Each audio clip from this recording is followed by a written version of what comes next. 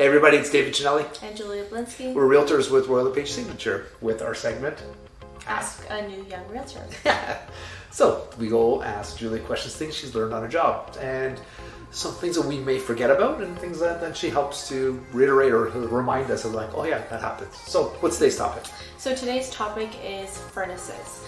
And Specifically, furnaces in condo units. Perfect. So the reason why I wanted it to be today's topic was because I was doing a showing with my clients. We open a door and we see a whole furnace in the closet.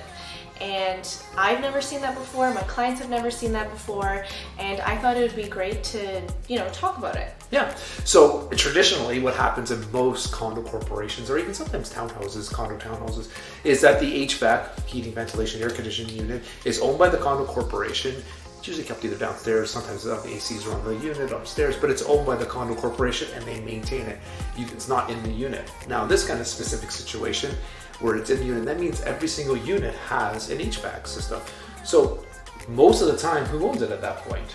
So it could be the owners that own it, right? Yeah. Or it could be rented by the condo corporation. That's correct, right? too. Yeah. So both cases are very prevalent depending on what the condo corporation has chosen to do. There are some situations where I've seen hot water tanks in condo corporations in which you can rent them, but there's also a buyout option. So that's also, so basically at the end of the day, you have to follow up and see what the condo corporation is doing in your situation. So yeah, so like in your condo corp that your clients bought, it was owned, right? It was owned by the buyer, and you get 2 filters for free from the condo corporation, and you get an annual inspection, and they let you know if there's any problems, but it's the buyer's expense. Yeah, so it's onus on you to maintain and to keep it a repair if you want it. Like, so yeah, just because it's a condo corporation, traditionally, if you've lived in a condo, not all condos are the same depending on what they do. And some people prefer this way. That way they can, they can manage their own heat better. They can turn on the furnace. So what happens sometimes in a condo,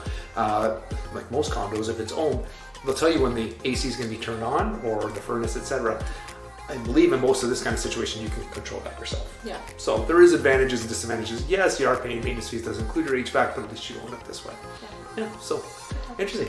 And there are some sort of condo townhouses that also have this. So pretty cool. And sometimes, like I said, there is a buyout option. Sometimes there's not. So it all depends. If you find one of these things, talk to your realtor. Have the realtor talk to the seller, see what the situation is. It sometimes will show up in a condo and it's not certificate. It should. Sometimes it doesn't, so you might have to do a little, or your agent might have to do a little more digging for you. Great topic. Yeah. All right, so you guys have a topic you want her to talk about, but most of the time she's got some really good options. So yeah, we'll just continue following along with her and learning as we go. Have a great day, everybody. You too. Bye. You too.